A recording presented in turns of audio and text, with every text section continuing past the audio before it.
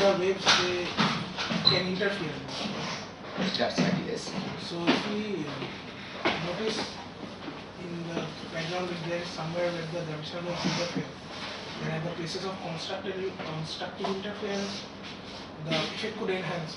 Otherwise, it is very small. Well, the point here, I mean, that enhancement will not be that much, right? Because if you can detect gravitational waves, right? The interference effect will make it at least at most 4 times, right? You just add the amplitude, right? So the intensity will be 4 times instead of twice. But that's not that much of an enhancement, right? But for that you need to make sure that you have 2 coherent gravitational waves coming in. So eventually, once gravitational wave detection is done, then one could do such experiments, right? To see if one can observe interference and so on. But right now the problem is to just detect any kind of gravitational wave. To detect with 4 times is much higher than. Yeah, but then for that you have to make sure that you have to interfere, right? And you may be in a region of destructive interference instead of constructive interference. Right? And the point is, we don't really have any control on gravitational wave. They are produced in the outer space, right? Because of some collision of stars or black holes, and all we are doing is to observe them. Right? So from that point of view, to make them interfere is not easy. Yes,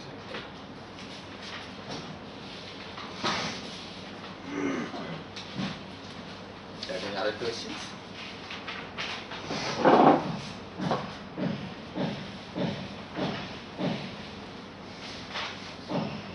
Okay, so let me write down the action that we had derived last time. So we are studying the interaction of gravity with matter, and you saw that we can write down a single action which can produce both the matter equations as well as the gravitational field equations. And the action that we arrived at took the following form. So it had the gravitational part, which is minus 1/16 pi g. That's integral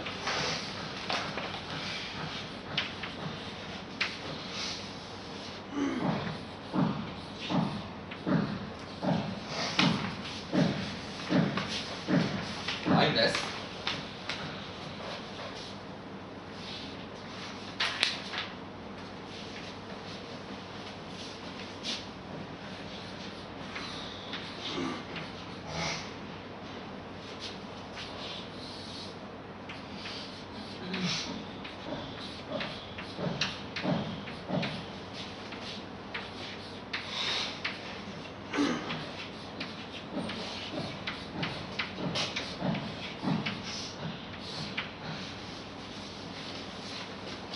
So this has the feature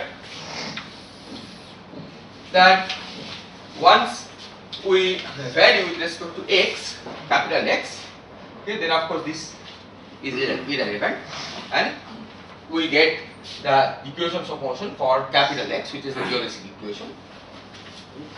And then when we demand that the S is stationary under arbitrary variation of the metric, then we get the usual Einstein Hilbert term from here.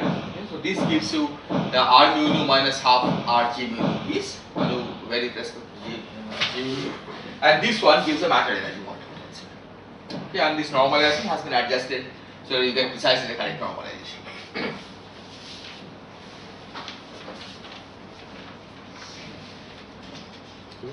Now we can ask what happens if you have electromagnetic fields present. Okay. So for electromagnetic fields present, we know that the electromagnetic action, so Maxwell action in flat space, action in flat space, right?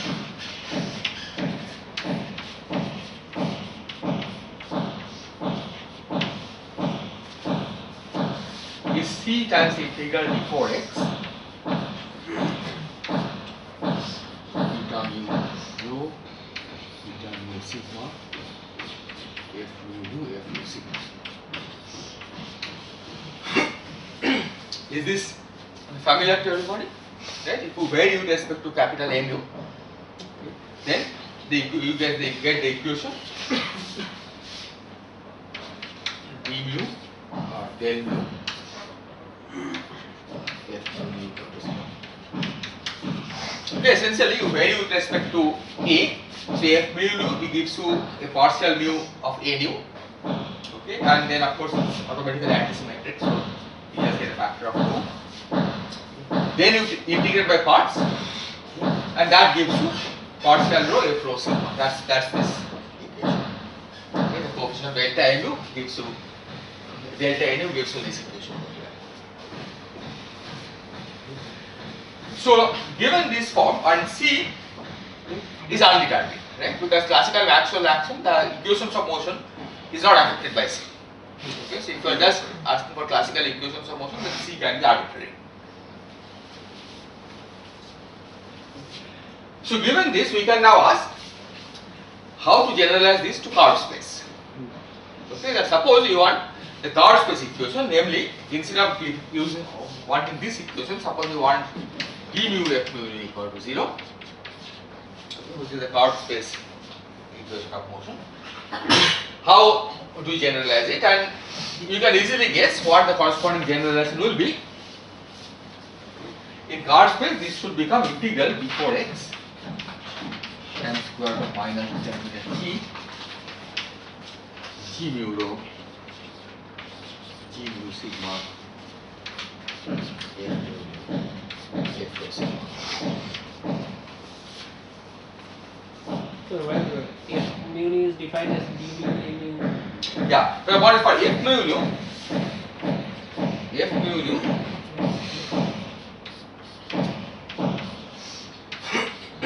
this is the same as d mu a nu minus d mu a nu. Right? Because the gamma term drops out because I have told because of the symmetry of gamma. Okay? This will involve a gamma rho mu nu, this will involve a gamma rho nu mu, and those two are terms cancel. So this is the same as this. Okay? So you can use either this or this depending on your convenience. And it turns out that if you want to show, for example, that the variation of this gives the correct Maxwell's equation, then it is useful to use this form. Okay. So let's see how that works. So suppose S electromagnetic is given by this, okay. Then I will write delta S electromagnetic.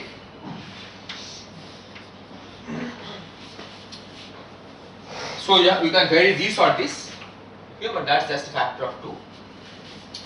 So 2 C integral d4x square root of minus determinant g rho g mu sigma d mu a mu minus d mu a mu and say f rho sigma.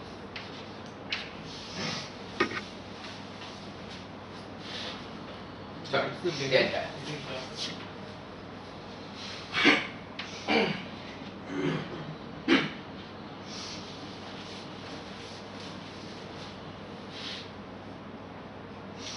But now you can make use of the fact that this combination g mu rho g mu sigma f rho sigma is antisymmetric in mu nu. Okay, so you can drop one of these terms and multiply this by a factor of 2. Okay. So you could, for example, drop this and multiply this by another factor of 2.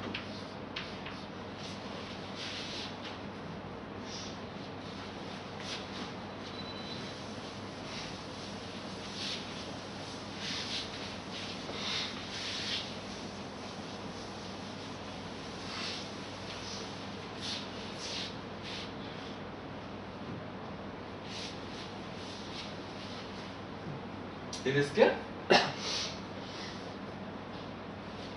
Now I can write this as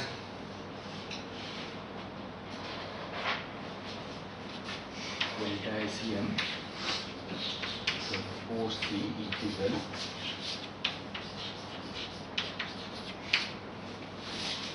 okay. So you want to integrate by parts, so what we will do is we will write this as d mu of G mu rho G mu sigma delta mu mu sigma minus delta mu minus d mu G mu sigma.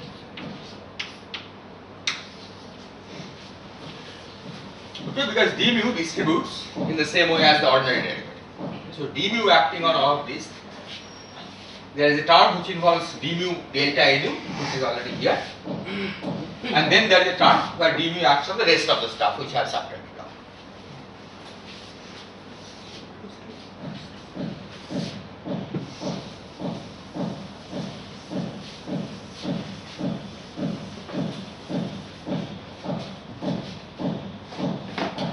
Now this term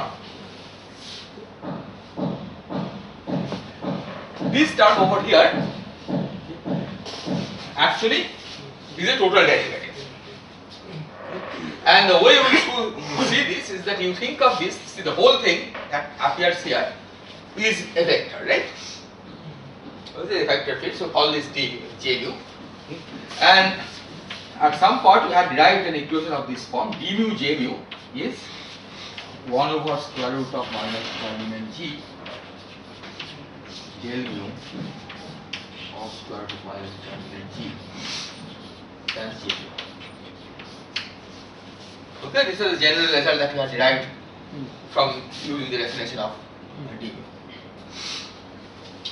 So if you use this, we see that this minus determinant G cancels this, and then there is a d4x which I forgot to write. d4x. So this becomes now a genuinely total derivative, okay, and it's a sum of boundary terms. And the boundary terms vanish because J mu, which is this object over here, vanishes because delta nu is 0 at the boundary. Okay, so this term then can be ignored. We are only left with the second term. And now if we demand that this should vanish for arbitrary delta nu, we see that we should have d mu of this equal to 0.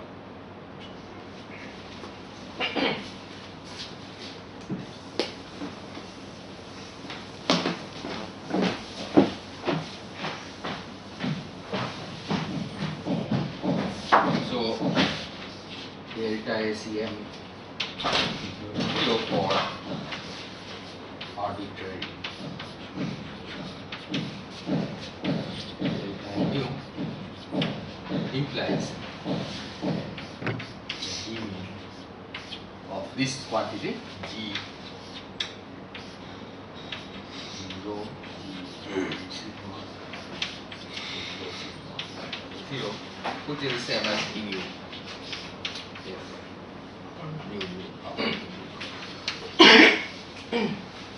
Okay, that's Maxwell's equation in that space.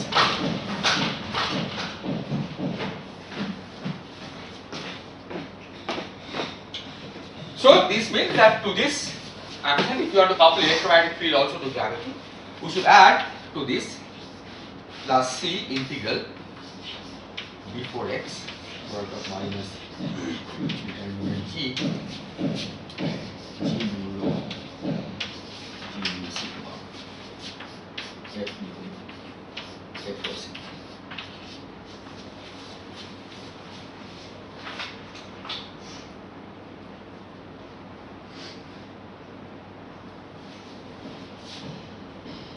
Is this clear?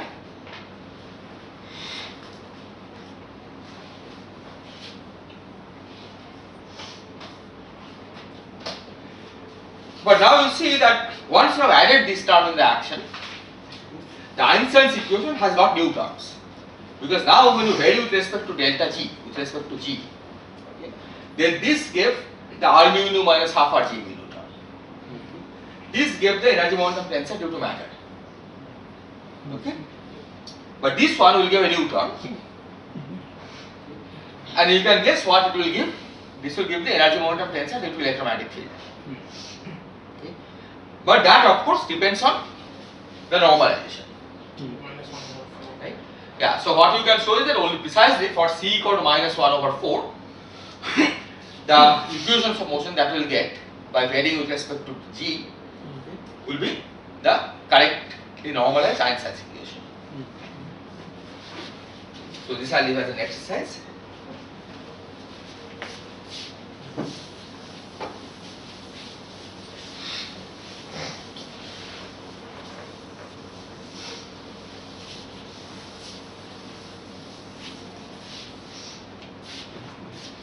Exercise for C equal to minus 1/4, we get correctly normalized.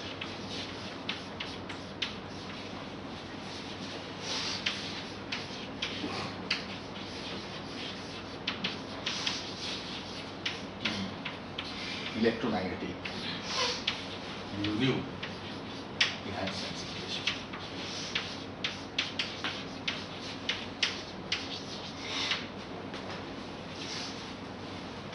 Okay, so I'll put this as minus 1.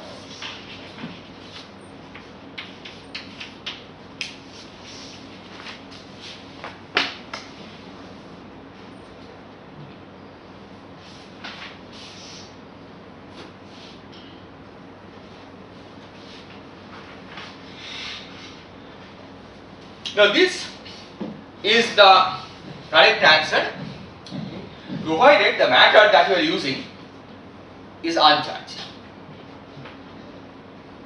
Okay? If the matter, okay, this particle, okay, so you have, this is the gravity part, this is the electromagnetic field, and this is just a particle moving in this background. So as long as the particle doesn't carry any charge, okay, we have got all the equations of motion correctly, right? Because the equation of motion for the particle is the geodesic equation, equation of motion for the this field is the Maxwell equation in the absence of source, and the equation of motion for gravity is the correct equation with the correct energy momentum transfer. But now suppose that the matter is charged, okay, suppose it carries a charge q under the electromagnetic field. Then two things are wrong. Okay. First of all, the equations of motion for the particle in this case is no longer geodesic equation.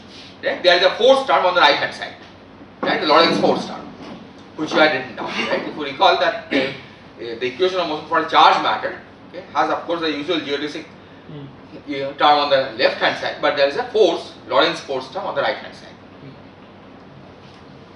So that's something that is wrong. Okay, that's not there. If you vary with respect to capital X, you still get only the free particle equation, or namely the motion in gravitational field, but no electromagnetic field.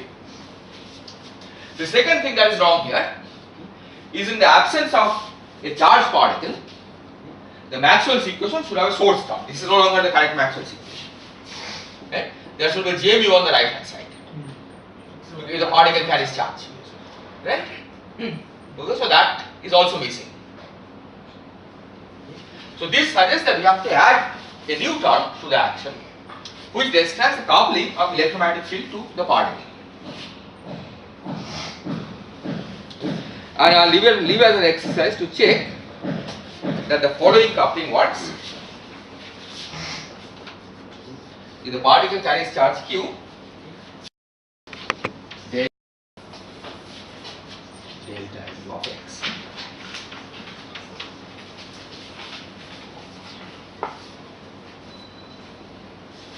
Right, so that you can now take the integral d4x delta mu x outside and is set to 0, whatever multiplies it in the relation. Okay. So using that, we will get some extra term on the right hand side, and that will turn out to be precisely the current, the expression for the current that we had written down earlier, okay, in terms of the capital X.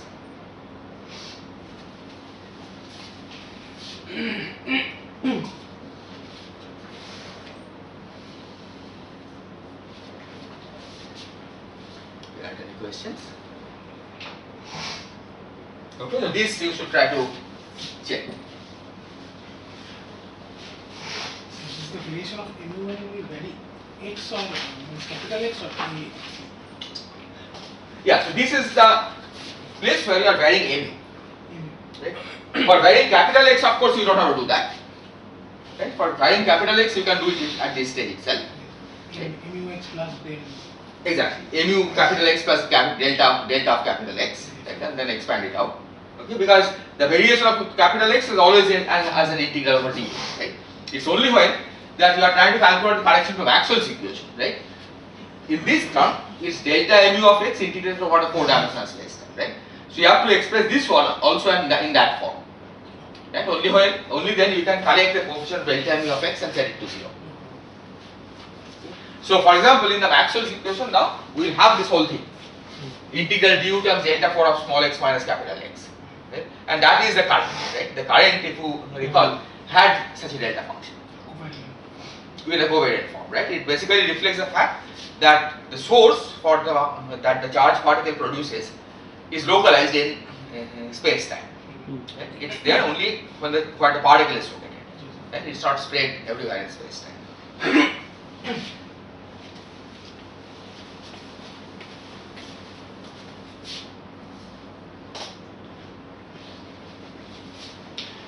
So using this kind of principle, you can also couple any other field to gravity. Okay, at least to most of the other fields that you know of. And the general rule seems to be simple.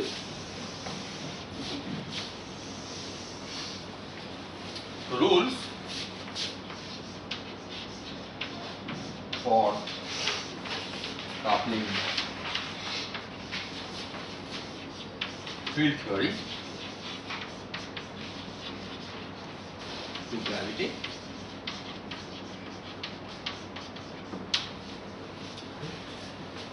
So basically we replace integral d4x by integral d4x m square of minus determinant g. Okay? So that the integration measure is invariant. Okay, so when you change x to x prime, you become a Jacobian factor, but that's precisely cancelled by the transformation of g. Then you have to replace the ordinary derivative by covariant derivative.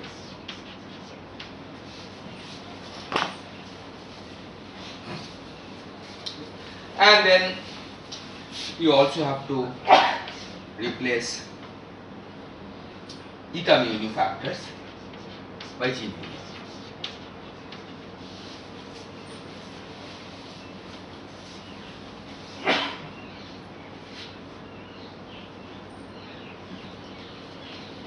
So here again that last term, is it acting like a again correction?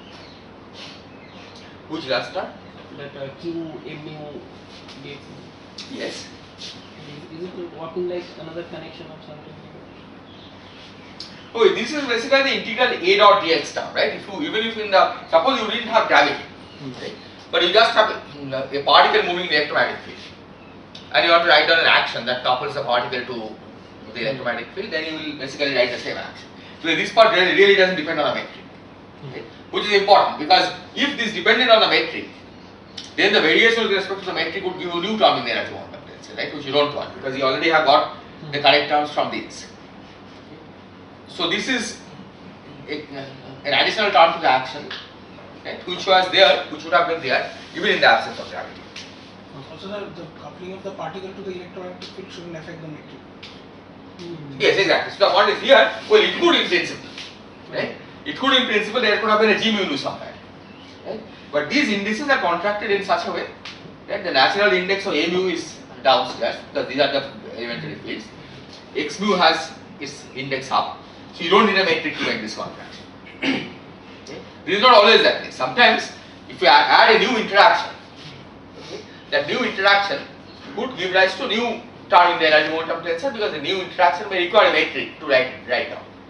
Yes, but the coupling to the electromagnetic field we have already done in the.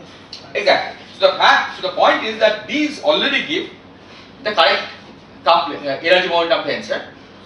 Right? So then we know that we shouldn't have. If we had gotten some additional term, we would have to worry, right? Because those terms are not there in the field equations that we are writing now. Okay, because we had independently derived the equation of motion for the energy momentum tensor for the matter and the electromagnetic field, and we didn't get any such term. But we could have got, right? I mean, it could have been that the interactions are such that due to interaction you produce new term in the energy momentum tensor, right? Which basically means the interaction would have involved the metric. Okay, it's just that this particular interaction, that of a charged particle in electromagnetic field, does not require the metric, and hence it doesn't give additional contribution to the energy momentum tensor. Gravity will not differentiate between a charged particle and uncharged particle.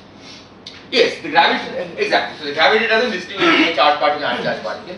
But nevertheless, if there is an interaction energy, right, then gravity knows about that. Right?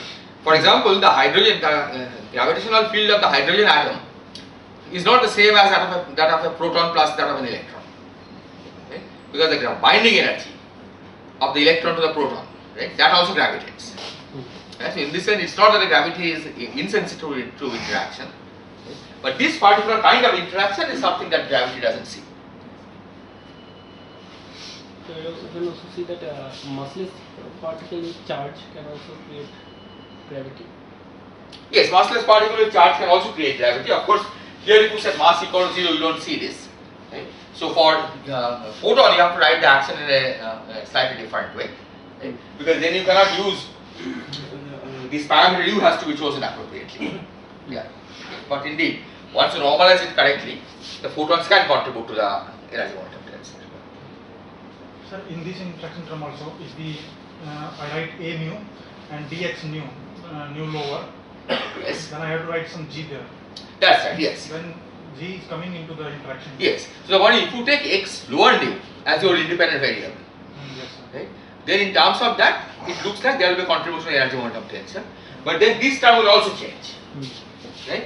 Because if you use x lower nu, right, g will appear in a different way. So effectively, the physical source will not change, right? But the actual term that you write could differ. Okay, we are using a lower index Yes.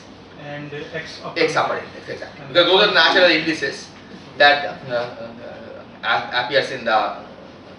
I mean, the point is, those are natural in many ways. For example, a lower mu, right? Under Gates transformation, a lower mu transforms naturally, right? A upper mu, you have to introduce a metric in the Gates transformation law. And that's why this third term is contributing to gravitational energy and not the fourth one. Exactly, that's right. And that and on depending our notation, which term is contributing, that depend on our notation. Yes, that could depend on your notation. What will make as independent The variable. final also will be independent. Yeah. So the physics, of course, will be independent.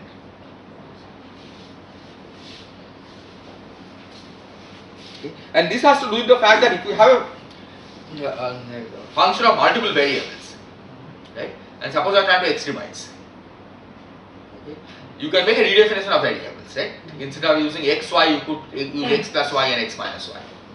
Okay. But once you have extremized with respect to all the variables, right, then it doesn't matter how you have chosen your variables, it's the extremum are the same.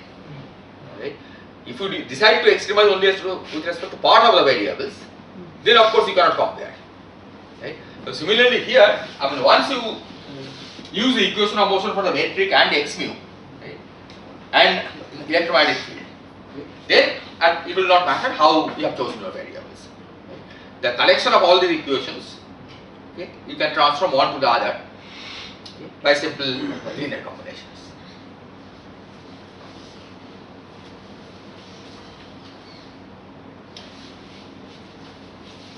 Okay, now this procedure is what is called minimal coupling.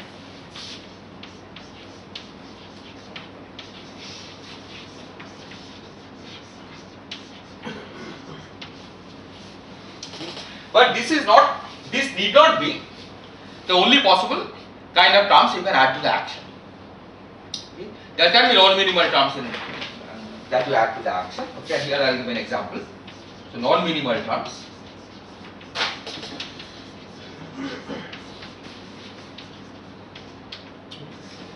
Say you have integral d4 x square root of minus determinant g, or mu nu rho sigma F mu nu F rho sigma. Okay. So this of course you have to do, okay, in the original action, but after you have done all that, you could still add a new term to the action which is some coefficient alpha times this. And this is allowed because this is perfectly general coordinate invariant term. And in flat space, this term will vanish because r mu rho sigma is 0. So there is a contradiction with what you already know in flat space. Okay? Because in flat space you know the Maxwell action is the correct action. This term will violate the principle of equivalence. Yes, so this term will violate the principle of equivalence, right? So the minimal coupling is what you normally refer to as the principle of equivalence. This is something that will violate the principle of equivalence, but nevertheless, in physics there is no reason why first terms cannot be present. Okay? The only reason that you don't normally worry about these terms is because these coefficients are typically very small, as we had discussed earlier. Okay? Just from dimensional analysis, this corresponding coefficient will be so small that in day-to-day physics they are effectively negligible. This will change also the Einstein equation? Yes, this will in general change Einstein's equation also, because when you vary with respect to metric, you will get contribution from this variation as well as this one. So it will change both Maxwell's equation and Einstein's equation.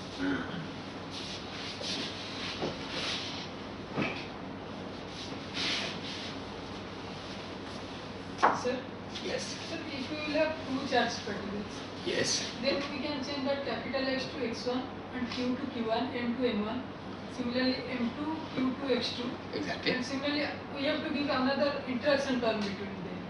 Yeah, so you basically can, if you have multiple charged particles, all you have to do is that you write sum over n and put n here. And similarly here, sum over n, qn, this is xn. Now we will see the equation for the G mean. Yes. Then there should be some contribution from the Coulomb force. That No. From this still doesn't depend on the metric. Coulomb force, I think. There is sum over n. Right? We are talking about, see of course the Coulomb force, right? That energy contribution, that energy density, you see from here. Because electromagnetic field certainly contributes to gravitational energy moment potential, right? And when you have two charged particles, right? Even though this term doesn't depend on the metric, okay, what will happen is two charged particles will produce electromagnetic field, right? When you solve the electromagnetic field equations, and that gravitates, that acts as a source of gravity, right? So that's the way we will see the effect of Coulomb interaction on the metric. In case of hydrogen atom, also Yes. there are two particles. This will be the same one or there will be something different? No, you can you use this for the hydrogen atom, right? So one can be proton, one can be electron, right? And the interaction energy, the fact that the interaction energy gravitates, right? That comes from this term. Because this tells us that the electromagnetic field acts as a source of gravity, right? And now if you have an electron-proton system, there is electromagnetic field, right? That electron-proton system produces, and that acts as a source of gravity.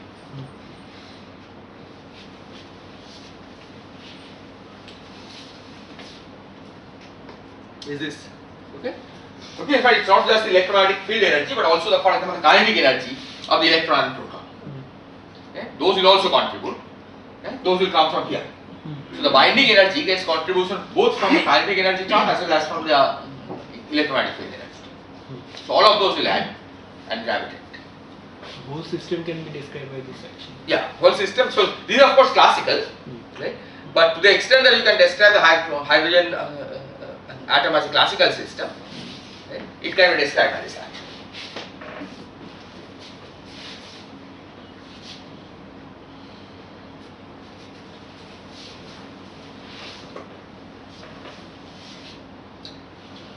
Now, this procedure, okay, although it's quite straightforward, unfortunately it doesn't always work.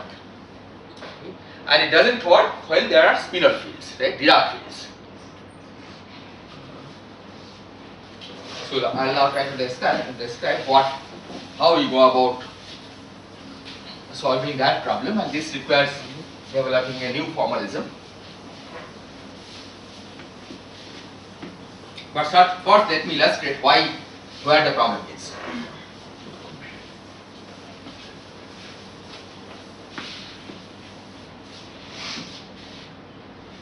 So this procedure,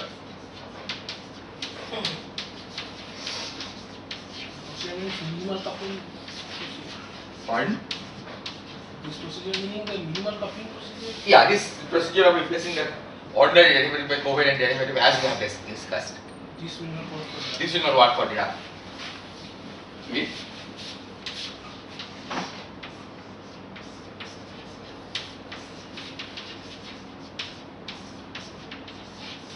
Okay, so let me illustrate why it doesn't work.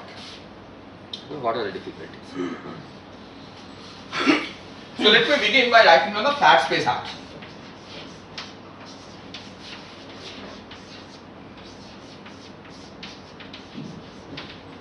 So in flat space, we can write in an action for the Dirac field, which is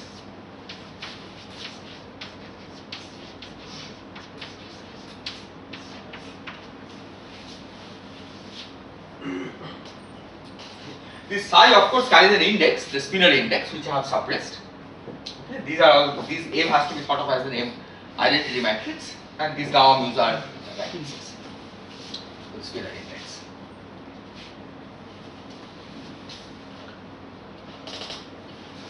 So let us see what kind of difficulty we encounter. So the first step is okay. Right? First step is integral d4x going to integral d4x times square root of minus g, determinant g, that of course you can always do.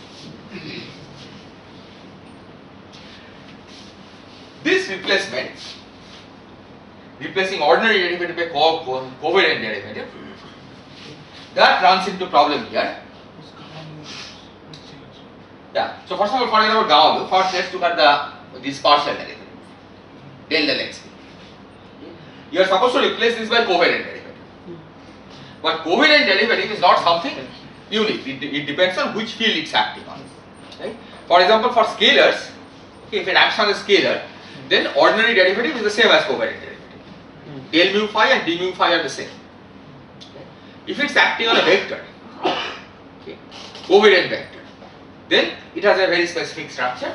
So del mu, d mu, nu, for example, let me write it on my side.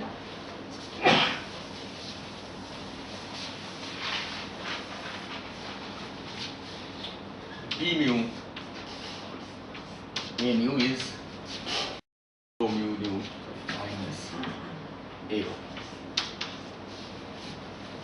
Right? If it has a rank 2 tensor, then there will be two terms like this. So what you mean by covariant derivative is not something unique. Okay, it depends on what field it acts on. Now here, the field that it's acting on, psi, is not an ordinary tensor on which we have defined our covariant derivatives. Okay? We have defined our covariant derivatives on ordinary tensors which has multiple vector-like index. Okay? A mu1, mu2 up to mu n, we know how to define it. A with certain number of upper index, certain number of lower index, we know how to define it. Psi, however, carries a spinor index, okay, which is not the usual vector index, okay, and we have not said what you mean by covariant derivative on such a field. Is this point clear?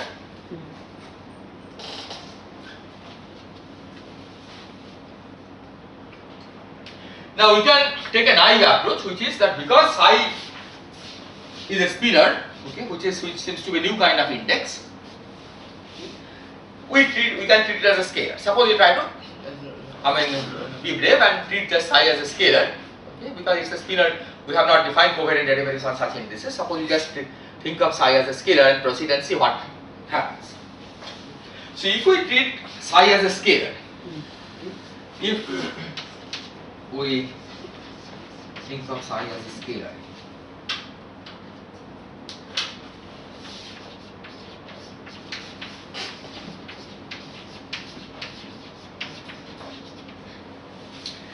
then you know that del mu psi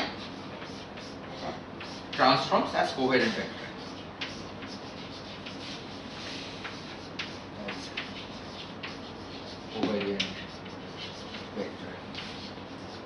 okay, which you can also say is 0, 1, rank 0, 1 tensor.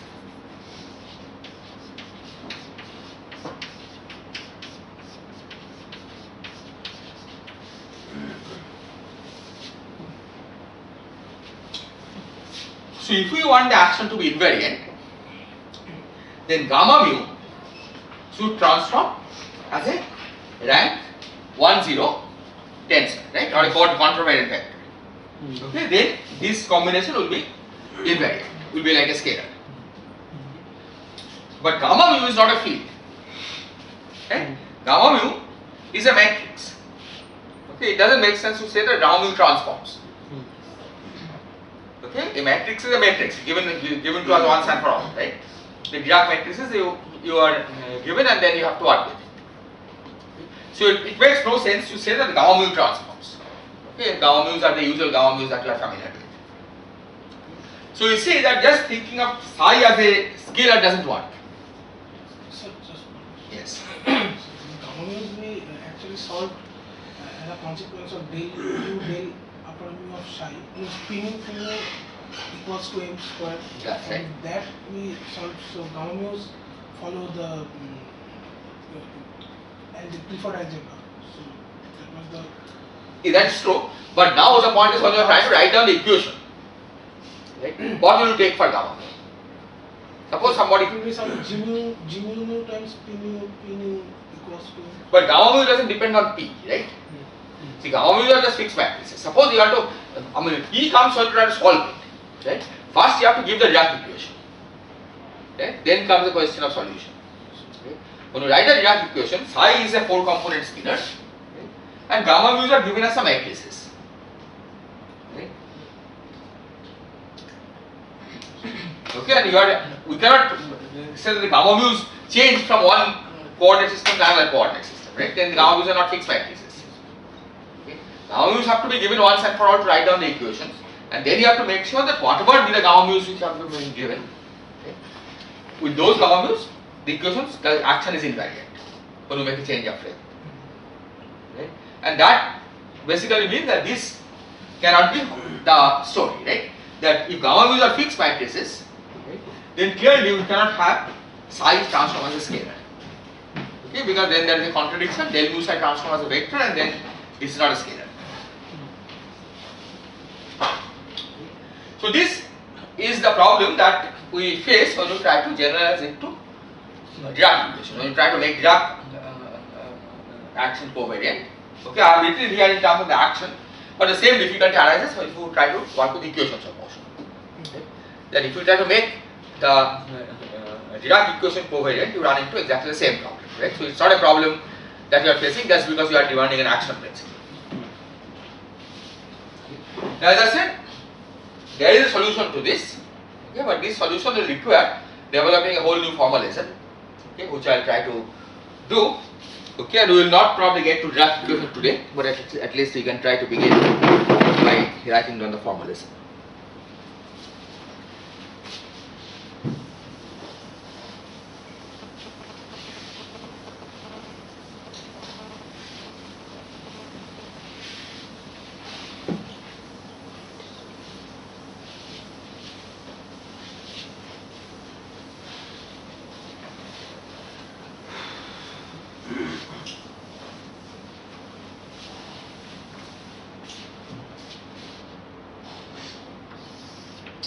We need new formalism, and this is sometimes called tetrad or pure line. Okay, and I'll describe what this is. So what is the last word? Pure line. Here. VIVR, yeah, VIN. IN. So the idea is that instead of working with the metric, okay, we have to work with the square root of the metric. Okay. And this essentially is motivated by the fact that the Dirac equation in some sense is the square root of the Klein-Gordon equation. Okay. Or spinors are in some sense the square root of vectors. Okay. If if you think non-relativistically, spinors carry spin half, Hmm. right? Vectors carry spin 1. Hmm. Okay, so in some sense, these two spinors make a vector. Yeah. Okay. So because of this, okay, we have to introduce a notion in which we work with the square root of the metric. Okay, and we work with those variables. Now, of course, metric is a matrix, right? So its square root is not well defined.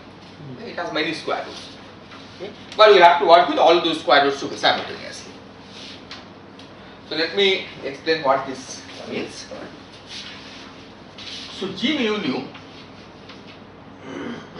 is a symmetric matrix, right? And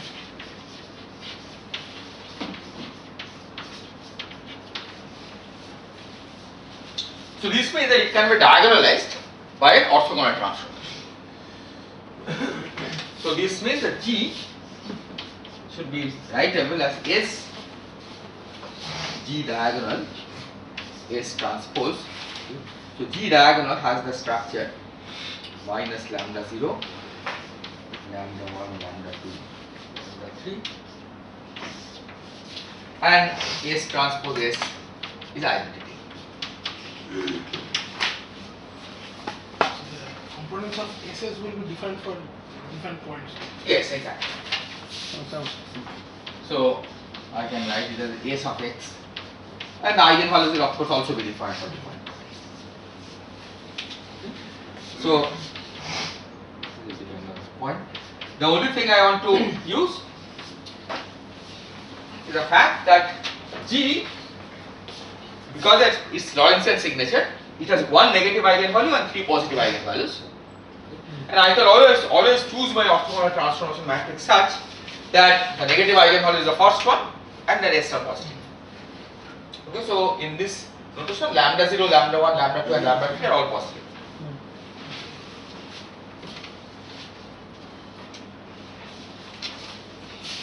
So if we now define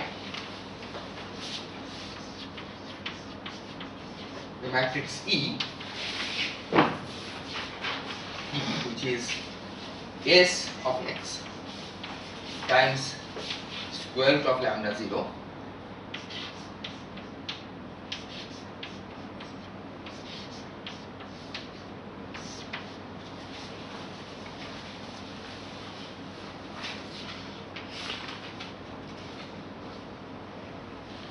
all are positive. pardon? All are positive. Yes, because lambda 0, lambda 1, lambda 2, lambda 3 are positive. I have explicitly put a minus sign. Okay. And now I am taking S of x times just the square root. Okay. So these are all well defined matrices. Should be 12 lambda 0 square will that minus sign? No. No, it's my minus sign will not come. So let's say, let me write this. So then G can be written as E transpose E times eta times E transpose. Eta is the usual eta, minus 1, 1, 1, 1. Okay, so the minus sign is not coming from E but from eta.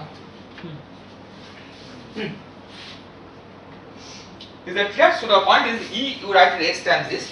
So when you multiply this times eta times this itself, you get back the diagonal matrix. And then you have S on the left hand side, S transpose on the right hand side. Okay, and you get back this one.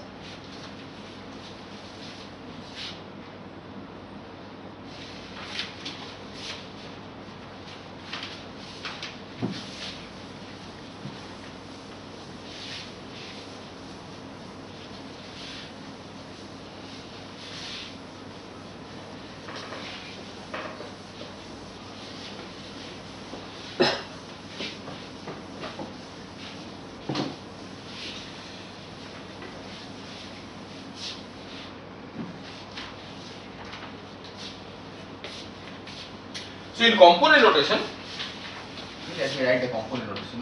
G mu nu of x would be E mu A of x, eta A B, E mu B matrix. Okay. So here this one is the row index, this is the column index. Okay, that's why I have written this to the left and that to the right. Let's see, so this is E mu A eta A B, right? So that's the correct product, E times eta. Here you see that the column index of this is being contracted to the column index of this. Right? So that means this matrix product is actually with E transpose. Right? If you take the transpose of E, then the column index becomes the row index, and then it's the correct matrix contraction. Right? Column index of eta gets contracted to the row index of E transpose. So this product here, okay, when you write components, okay, so G is E eta E transpose. Okay? The components of G are mu nu. This component notation you get this transfer.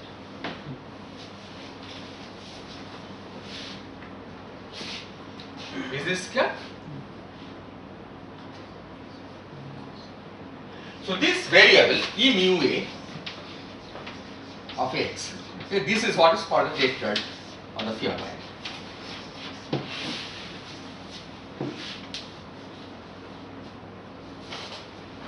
So this matrix is called tetrad. Yes.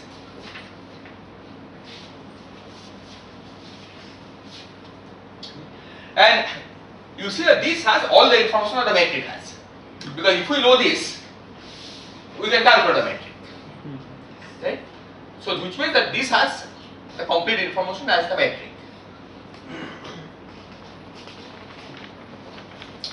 But this in fact has more information than the metric. Why does it have more information? It has more information because if you look at the definition of E, okay, S times that matrix, E has no symmetry property.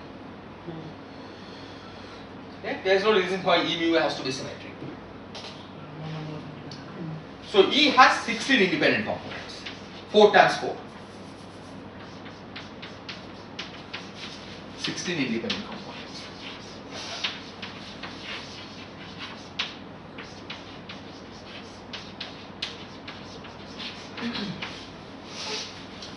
G mu nu on the other hand is symmetric, so this has 10 independent components.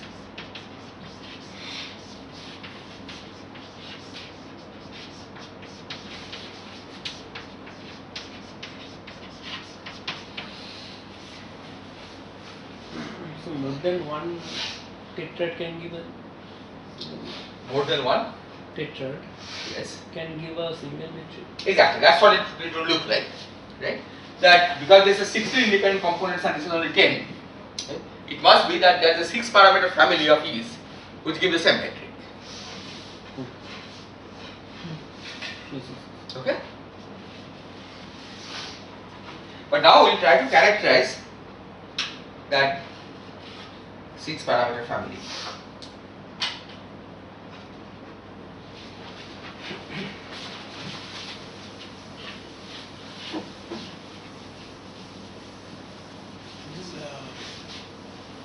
Has 16 independent components due to that Sx multiplied with the diagonal matrix.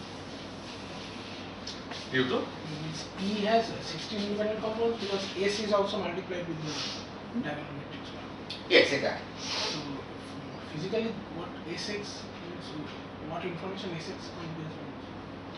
So Sx essentially contains the information that diagonalizes the matrix, right? And then the lambdas contain information about the diagonal values, right?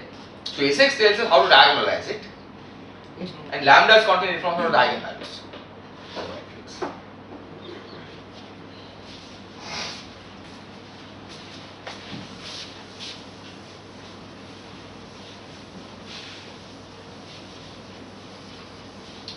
So what we will do now is to first characterize this ambiguity.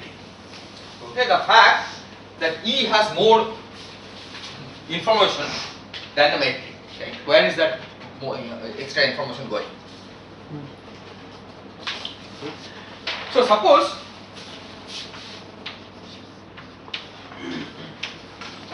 lambda AB is a Lorentz transformation matrix.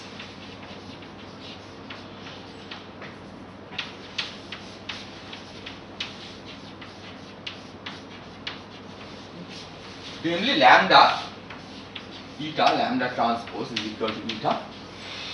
In component notation, lambda AB, eta BC, lambda BC. The last one is lambda transpose, so the column index and column index have to go together. Is eta AB. Okay, this is the matrix. This is what Lorentz transforms the matrix satisfies.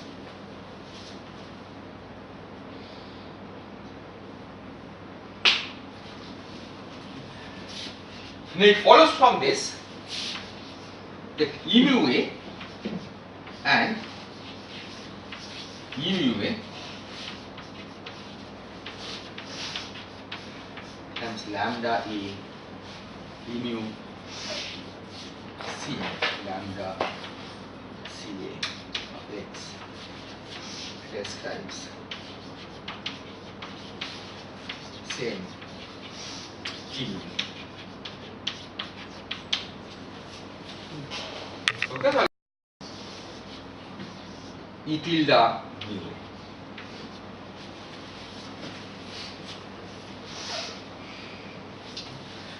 So E tilde mu A, eta AB, E tilde mu B.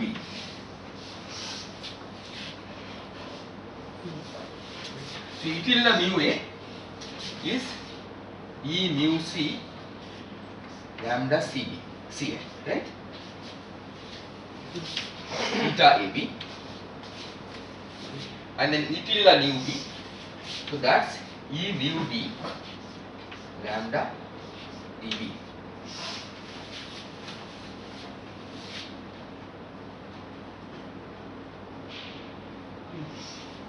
But if you take consider this combination.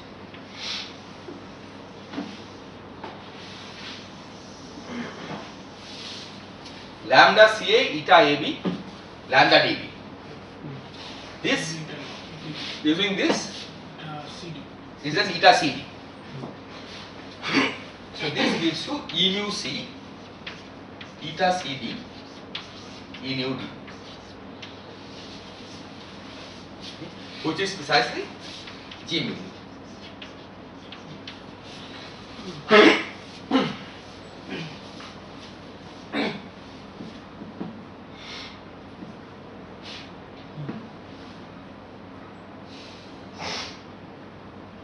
Is this clear? So this we see from here is that we have identified the source of this ambiguity. Okay. That yes, that the fact that the two different E's in the same metric is simply related to the fact that if you take this E mu A and make a Lorentz transformation on this index A, okay, standard Lorentz transformation, okay, by lambda. That's what this E tilde does, right? E mu C lambda C A of X. If you make a Lorentz transformation on this index A, it doesn't change the metric. So E mu A and E mu C lambda C A, they start exactly the same metric. Lambda will also depend. Lambda you could make dependent on X, right? Because nothing that you have done here goes wrong Local Lorentz. if lambda depends on X. So this lambda, right, can vary from X to point to point. Local Lorentz transformation. Yeah, so the point is here you are not taking any derivative, right? If there is a derivative involved, then you have to worry that this derivative could act on this and spoil, right? Here you are simply asking the fact that what are the different E mu's which give the same metric, because E mu's have more degrees of freedom than the metric. Okay? E mu's are characterized by 16 parameters, metric is characterized by 10 parameters, right? So E mu has 16 functions, metric has 10 functions, right? So what are these extra 6 functions? Okay? That doesn't change the metric, and this lambda contains those 6 functions. Right? Why 6? Because the Lorentz transformation is characterized by 6 independent parameters, right? The 3 boosts and 3 rotations. That is familiar to everybody, right? Lorentz transformation is characterized by 6 parameters. Okay. And those are the 6. So now the 6 parameters each can be function of x. Okay. Because lambda in general is a function of x. So you have 6 functions of x, okay, hidden inside this lambda.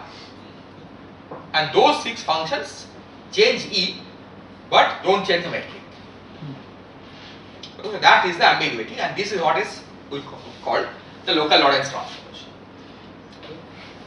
So this means that the metric, if you now take, for example, the Einstein-Hilbert action and write in terms of E, which you can always do, right? Because it was written in terms of a metric. Metric, wherever you have a metric, you substitute this combination. You get a function of E. So that action now not only has general coordinate invariance, but also has local Lorentz symmetry, right? Because if you make this transformation on E, the metric doesn't change at all, and the Einstein-Hilbert action is written in terms of a metric, right? So the metric doesn't change at all, the action doesn't change clearly.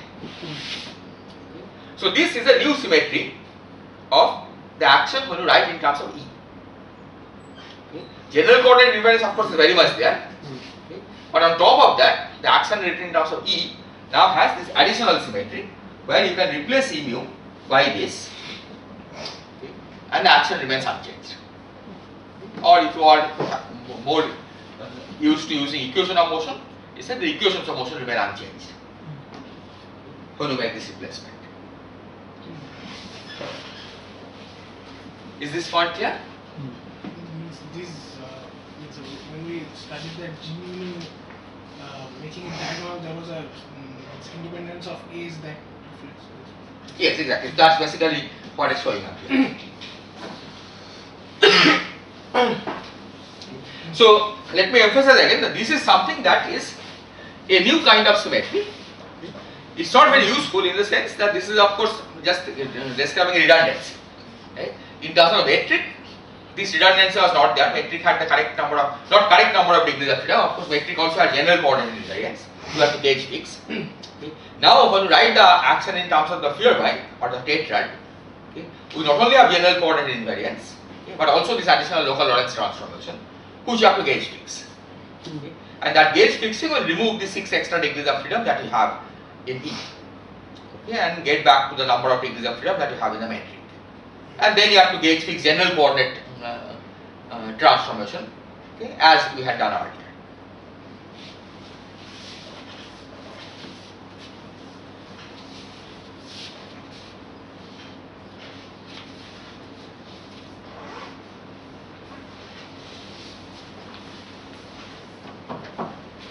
So in Einstein-Hilbert action, there is also derivatives are involved. Yes. So that's where the problem may arise. No, that will not cause problem because the derivatives are acting on G mu, right? Okay. But before you even act a derivative, G mu when you write in terms of E mu, right? That combination, see, it never acts separately on each individual E mu, right? Because the derivative acts on G mu. Yes. Okay? And G mu itself is invariant. Right? So that means del mu G mu is also be invariant. You see, normally the problem appears that you have to do covariant addition is that G mu, suppose it gets multiplied by some function of x. Now when you act derivative with derivative, okay, the derivative can act on the function of x that multiplies G mu, right? And that gives extra terms which you have to remove. Okay. Here G mu doesn't transform at all. Yeah. Right? It's invariant. It's invariant. Right? So derivative of G mu will also be invariant. Is this clear? So what is this called? Local Lorentz? Yes, this is called, this transformation is called local Lorentz transformation.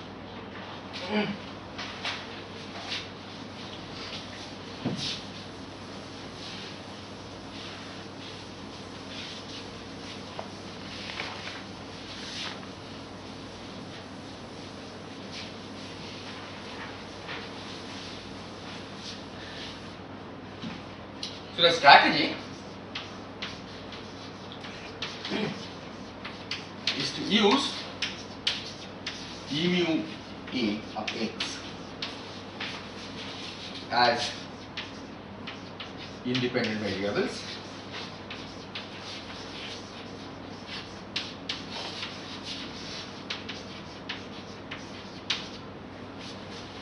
Instead of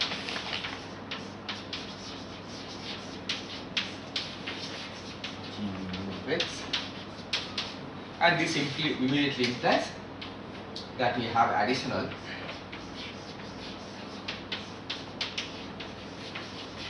symmetry in local Lorentz transformation.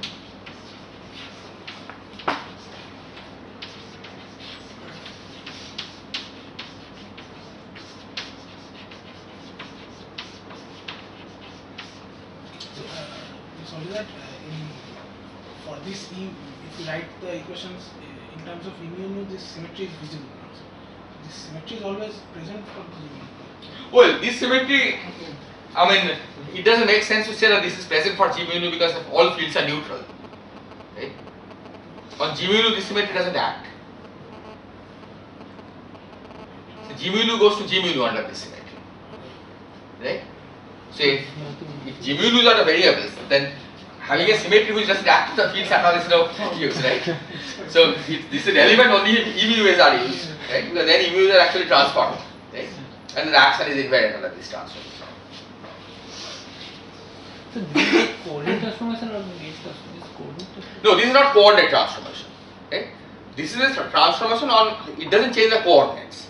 But it is not even gauge transformation? It's gauge transformation in the sense that the transformation parameter depends on coordinates, right? So in this sense, it's gauge transformation, and you are identifying field configurations under this transformation, right?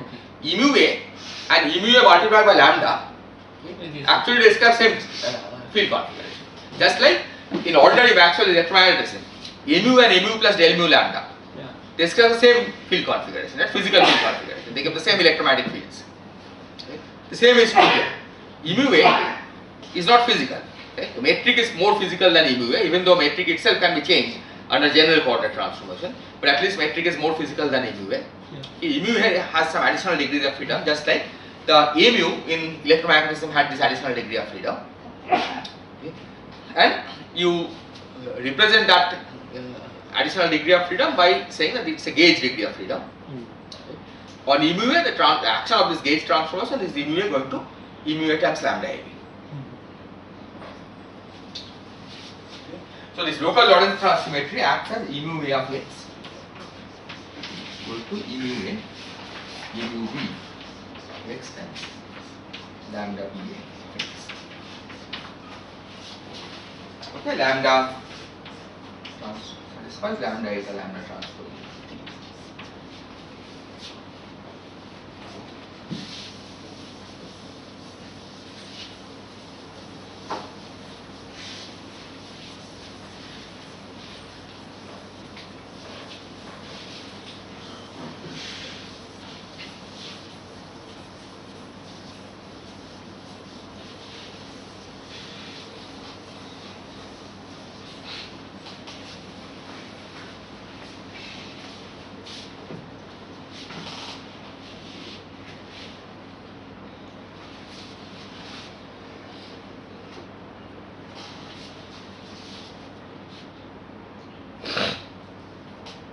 Okay.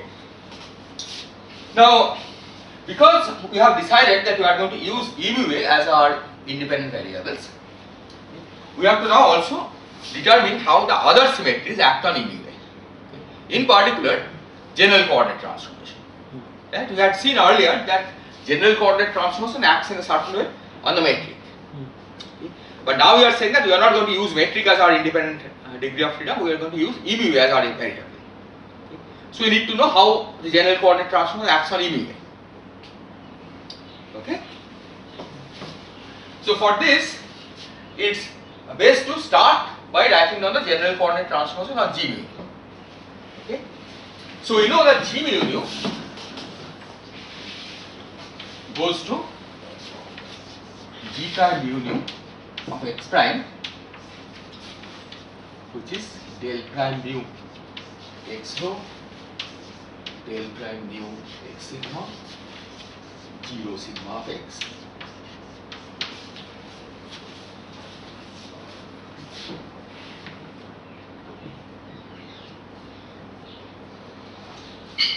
Now G rho sigma of x is E rho A eta AB E sigma B.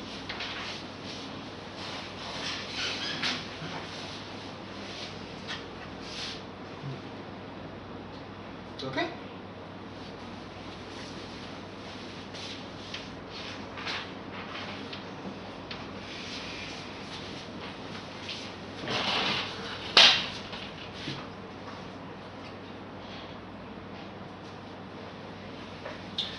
This one,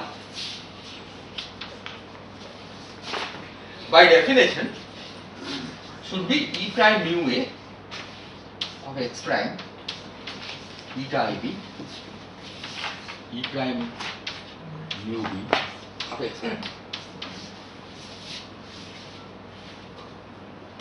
Okay, that because G and eta E are related always by this relation. Okay, that's the postulate that E is defined as the square root of G, whether it's in the transformed frame or the prime or the untransformed frame is the same.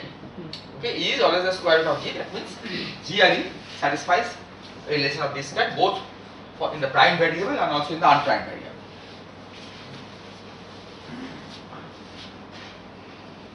So from this we learn that this should be equal to del prime mu x rho del prime mu x sigma E rho A eta AB sigma B.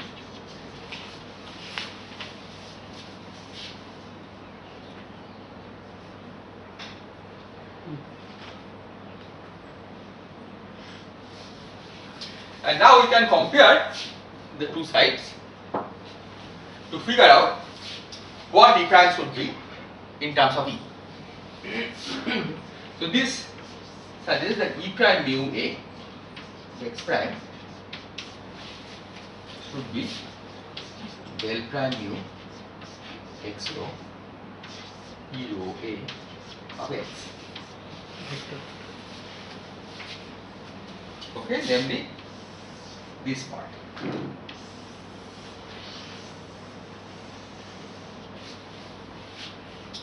And then E prime mu B is del prime mu x sigma E sigma B. These equations are of course the same equation, okay, with just the index change. Okay, otherwise it would not make sense to write this. Just changing mu to nu and A to B gives you this.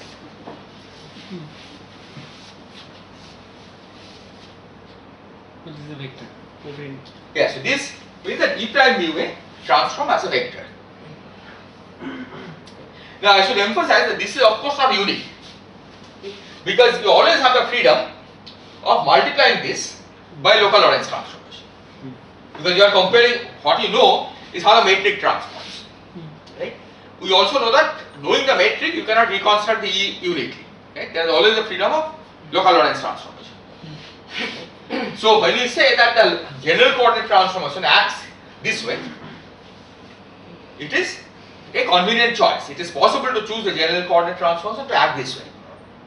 You always have a choice of multiplying this by local Lorentz transformation, and that will not change the form of the metric, transformation of the metric. But we will choose this as the transformation law E under general coordinate transformation. Okay. It's a question of what are the independent symmetries, right? The independent symmetries written in terms of E are general coordinate transformation, which is this, and local Lorentz transformation. Okay. And the point is that you can always choose to declare that a combination of general coordinate transformation as we have written and local Lorentz transformation is our general coordinate transformation.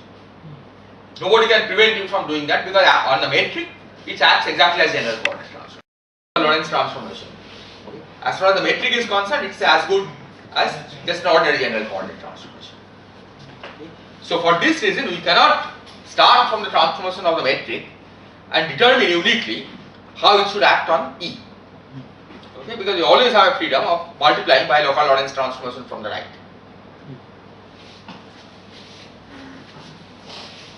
Okay, but given this, you will see that E mu A transforms as a covariant vector. So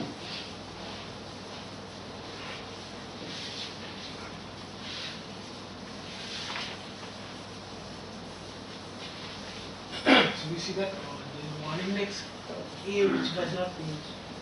Yeah, so the index A transforms on a local Lorentz transformation, but not on a general coordinate transform. So E mu A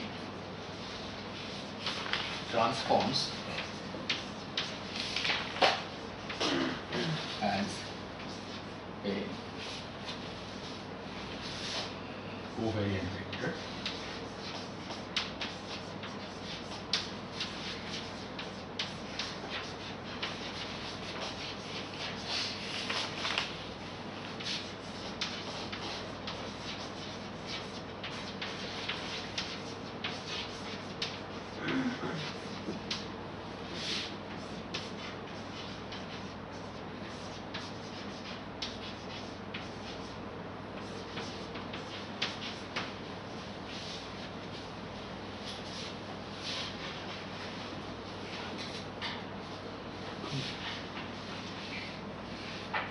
Is this okay?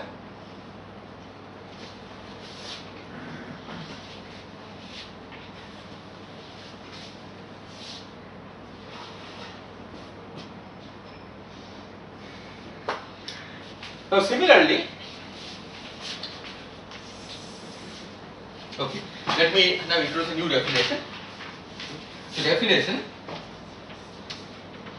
E is the matrix inverse of small e.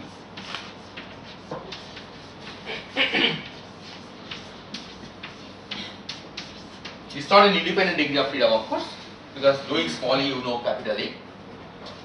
But we denote E with the index as E A mu, and it satisfies the equation that E A mu E mu B is eta A B, sorry, delta A B, first delta A B, and E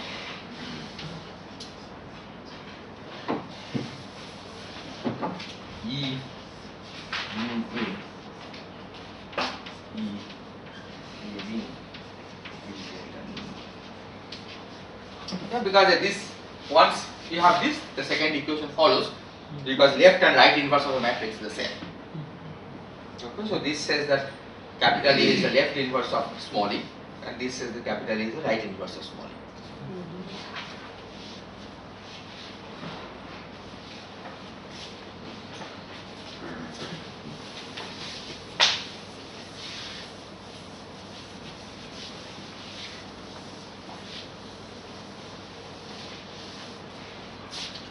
So, exercise, just straightforward.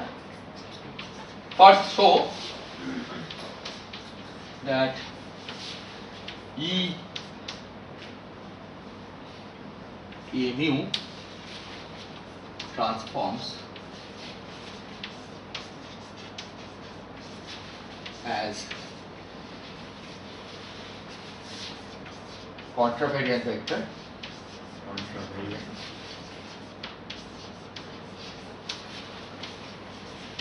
Vector under general coordinate transformation.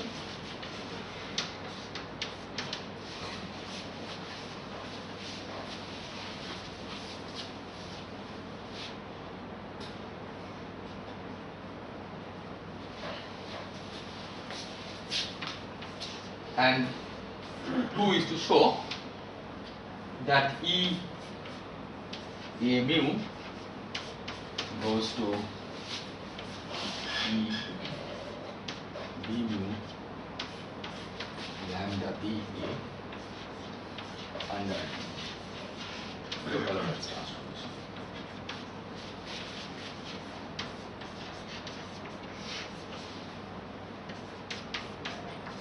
Where lambda B A, lambda upper B lower A, is this basically eta B C, eta A D, lambda C. Okay, earlier we had introduced lambda C. So now we have the first index up, second index down, but those who are raising and lowering, that is done with beta.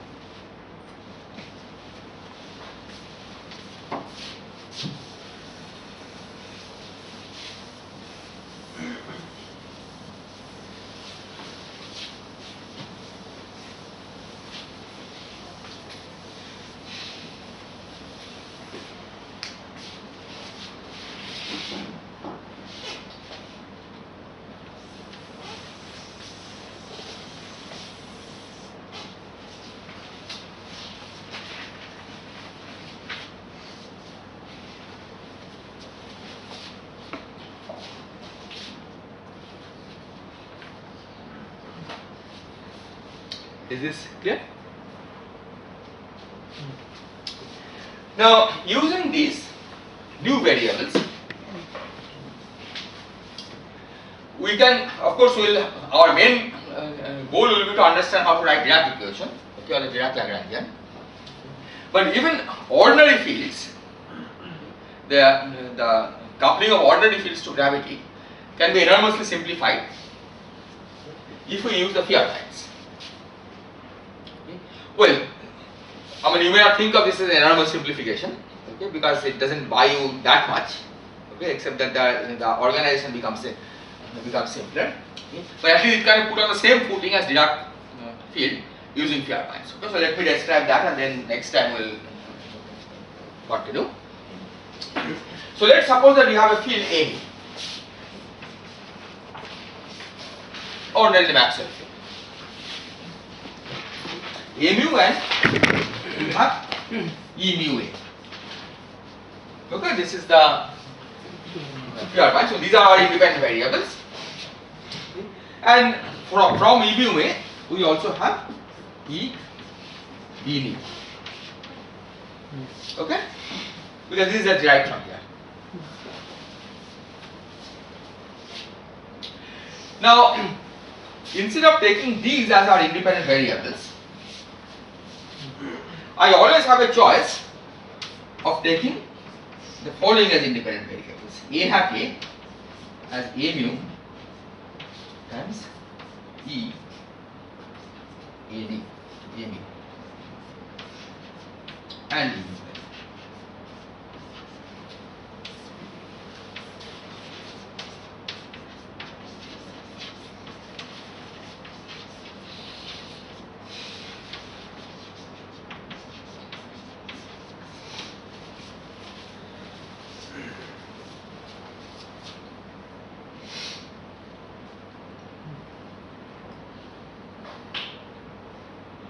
Is this clear? Right, I just chose a different combination because after all this is determined in terms of small a. So if we know A hat A, we know A mu and vice versa. Okay, that's why multiplication by the small u or capital A. But A hat A has a feature that this is a scalar under general coordinate transformation. Right? Because its mu index is contracted. Right? This was a covariant vector, this is a contravariant vector, we have contracted. So A hat A is scalar under general coordinate transformation.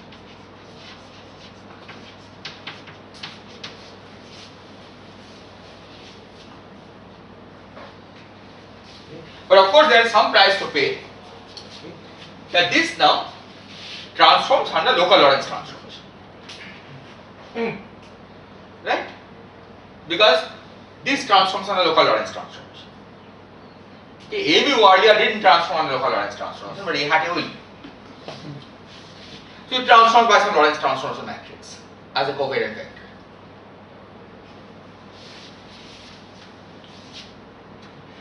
But this makes it look similar to what happens for the Dirac field. Because the Dirac field psi, right, under general coordinate transformation, we have no idea what it's doing. Okay. But at least you have some idea of what it does on the Lorentz transformation. Right? You know how the Lorentz generators act on the field psi. Okay. So if we can figure out how to formulate the action in terms of these A hat variables, right, which are like scalars under general coordinate transformation. but which are vectors under local Lorentz transformation. Then you have a hope of generalizing that to the case of Dirac fields. Okay? Because then you can declare the Dirac fields as scalar under local Lorentz and under general coordinate transformation, but as some kind of spinors under local Lorentz transformation. And do you know how spinors transform under local? Yeah, because spinors we know, at least you have some idea how Lorentz transformation acts on the spinors. Okay? So you can use that knowledge to figure out how to write down the action for the Dirac field. Okay, it's still a long way to go, okay, but at least this is some progress. Okay. And just to generalize this, okay, it's clear from this that this can be done for any tensor.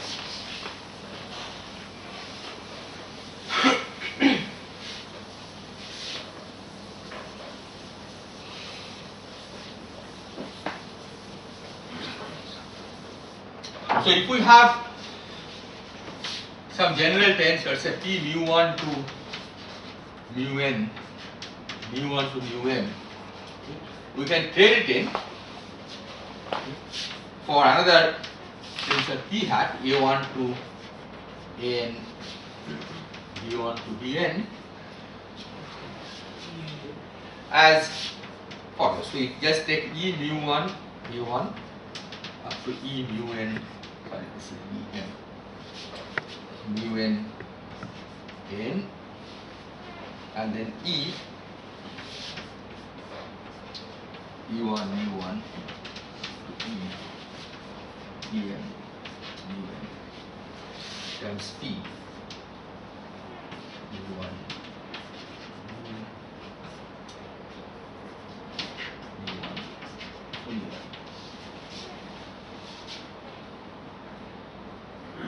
So this object transformed as a mixed tensor on a general coordinate transformation.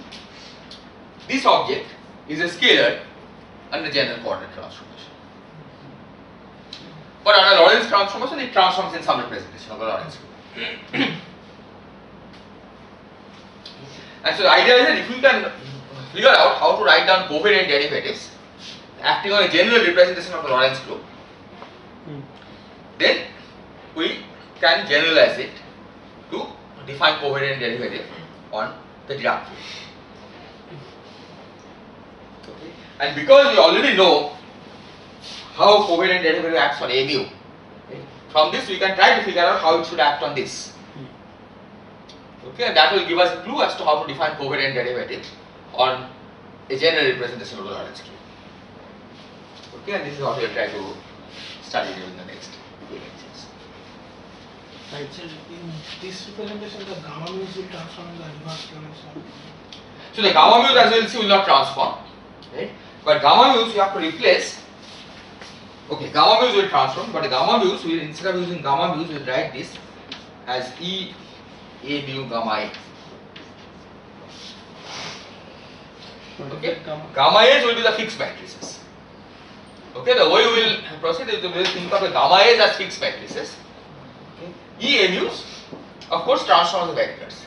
Yeah, this is the way we will solve the problem that gamma mu's as metric couldn't have transformed. Right? But we will generalize it to chord space by saying that gamma mu, instead of wherever there is gamma mu, replace it by this. When you go to the flat space limit, this is identity matrix, you get back to gamma n, the standard gamma matrix. But in chord space in general, gamma mu will be defined in this fashion. So here the gamma mu is a vector or gamma is a fixed matrix? Gamma is a fixed matrix, exactly. And gamma mu is a vector. Well, gamma mu will transform as a vector by definition, right? Okay. Because gamma is a fixed matrix, right? So this will transform as a vector. So here,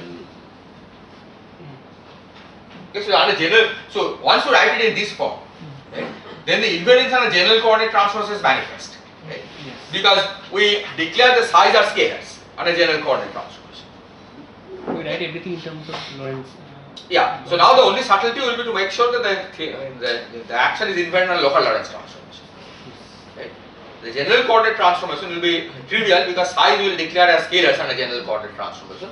Just like all these a's are scalars. Okay. So what will happen is that psi bar gamma del mu psi will be a vector under general coordinate transformation because of the derivative del mu. Okay. Derivative of a scalar field is a vector. E mu A, E mu is a vector in the general coordinate transformation, but contravariant vector, so the contraction will give a scalar automatically. So this way you will ensure that the action is invariant on a general coordinate transformation. But ensuring Lorentz invariance, local Lorentz invariance is going to be more complicated. Sir, you said the gamma mu was scalar under general coordinate transformation. Yes, so before we knew about the E's, right? We had no choice but to declare the gamma mu's as scalars because gamma mu's are just fixed matrices, right? Yes, sir. But once you have introduced the E's, right, we have a choice of declaring not gamma mu's as fixed matrices, but gamma A's as fixed matrices. But indirectly we are defining then, sir, gamma mu as covariant tensors. Yes, that's right. So we make gamma mu covariant tensor with the help of the Feuerbines. Without the Feuerbines, there is no way you could have made gamma mu's into tensors. Because what we want is that in the flat space limit, it should reduce to the matrices that we have introduced. Right? So then what are gamma mu's? Either are those matrices or are those something else? Right? If you have to declare the gamma mu's as matrices, then they are fixed numbers, right? They cannot transform. Once you have introduced these Feuerbines, right, it gives us an option that of declaring either gamma A's as fixed matrices or gamma mu's as fixed matrices. Right? And we will declare the gamma A's as fixed matrices. Right? So that we can make the general coordinate invariance manifest. In the flat space, So we can change the definition. Ultimately, only thing is it should reduce to the in flat space limit. To Yes, flat limit. that's what. So the guidelines for constructing the action is that in the flat space limit, it should reduce to the correct action, and it should have in general coordinate space, it should have both general coordinate invariance and local Lorentz invariance. Okay? So these are the guiding principles. Otherwise, something is tensor or not. That's up to us to declare. Okay. See, we can declare how it transforms. Right? As long as we make sure that it's consistent with whatever you know.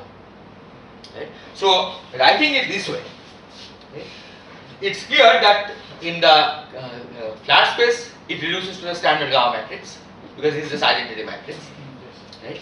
It's also clear that in curved space, okay, as I written, this is invariant on a general coordinate transformation, right? Because this is manifestly a contravariant vector, and psi bar del mu psi is covariant vector. Okay? So the only thing to check is local Lorentz transformation, right? That's going to be non-trivial, but that's the only thing that we have to check now. So going in this way, we are telling that we are leaving untouched sides under general coordinate transformation. We are Leaving untouched under general coordinate transformation, the spinner doesn't take that. exactly. So you are declaring that psi doesn't transform on a general coordinate transformation, right? Which basically means that we are declaring that the psi that we use is like these variables. Right? A index. A index, that means there's a flat index. Right? So these indices are called the flat index, and the mu nu index are called the curved index. And the curved index, because you can multiply by E mu. Okay? For the Dirac index, the analog of the curved index doesn't exist. Right? So there you know how Lorentz transformation acts on it, but we had no a priori idea of how to general coordinate transformation on those indices. Right? So there the only choice was to declare them as the analog of the flat indices, right? And that they don't transform on a general coordinate transformation. Okay? But then you have to make sure, of course, that the action can be constructed in a general coordinate invariant fashion. Right? And for doing that, we have to use this replacement.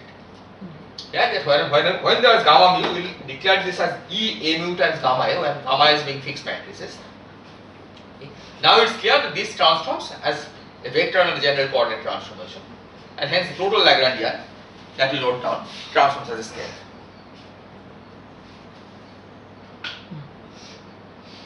Okay. But to make sure that it transforms as a scalar and a local Lorentz transformation, we have to do something more. There was one mu index in E mu A. With the help of that, we connected the different E mu's at different points. No, not at different points. At the same point, we converted the mu index to A index. E mu A. I am telling about The E mu A, yeah. E mu A. We got a transformation rule how it connects to different spacetimes. No. We didn't. The E mu A is defined point-wise, right? Yes. So it's not trying to connect one space-time point to another space-time point. See, all these transformations are happening at a given space time point. So this transformation is all x, x, x. Right? We are not trying to change the space time points. Is that the index structure is changed from the flat index to a curved index or vice versa.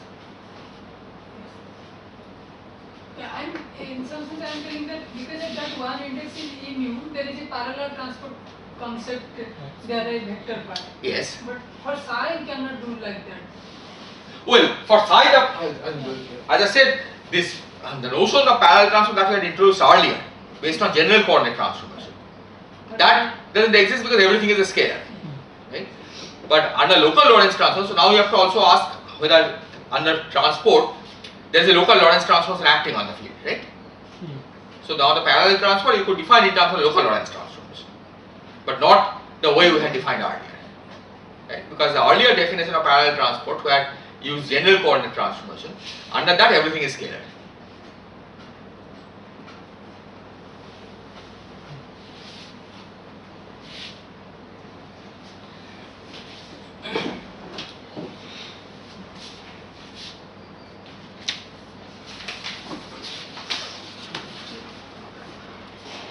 So tomorrow and day after there will be no classes, and then next week.